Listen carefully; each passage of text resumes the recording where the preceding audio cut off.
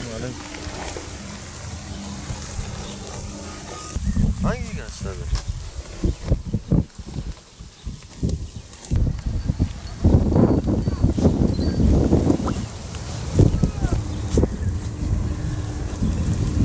Ben koyun olsa da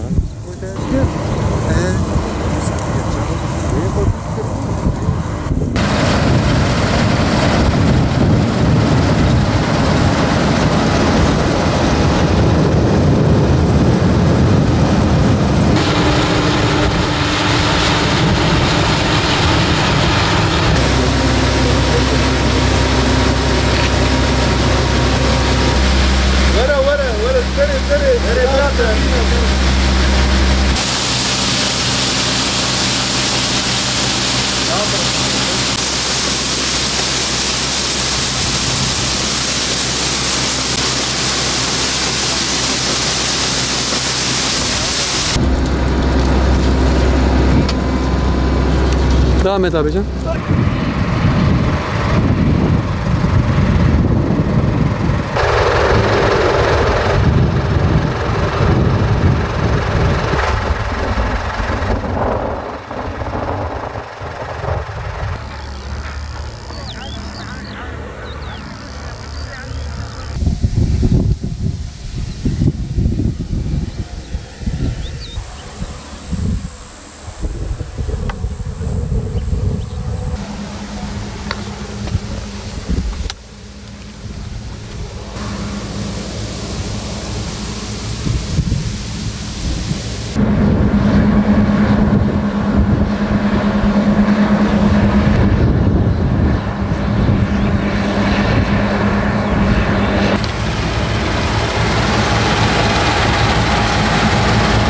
Çiftçilikle uğraşıyoruz. Biçer döverlerimiz var. Aynı zamanda tarla kaldırıyoruz, ekiyoruz, biçiyoruz. Şu anda arpa hasadını yapıyoruz. Arpa biçiyoruz. 11. ayın 15'inde 20'sinde ekiyoruz. Ondan sonra mimzerle ekim yapıyoruz. İlaçlamasını yapıyoruz, gübresini atıyoruz. Tapan yapıyoruz, silindir ki biçer rahat hem biçsin hem yerde kalmasın. Bu sene verimden iyi verim almayı bekliyoruz. Yani dönüme en az 550-600 kilo bekliyoruz. Kuru arazi. İşte böyle. Fiyattan beklentimiz geçen sene 7.500'di tonu. Bu sene onun üstünde bekliyoruz. Yani devletten istediğimiz her şeye %100, %200 zam gelmiş. Bizim arpa, buğday ve mercimeklerimize de en azından %50 artış bekliyoruz. Beklentimiz devletten budur. Yani çiftçi mağdur durumda. Gübre pahalı, ilaç pahalı, mazot pahalı. Yani ürünümüz de biraz bir %50 zam bekliyoruz yani en azından. Ürün kalitesi iyidir çok şükür bu sene. Sebep? Yağmur fazla yağdı. Bir de gübreyi de iyi verdik. Güzün 25 kilogram dönüm başına verdik. Baharayın gene 15 kilogram üre verdik gübre. Yani bu gübreler de çok pahalı.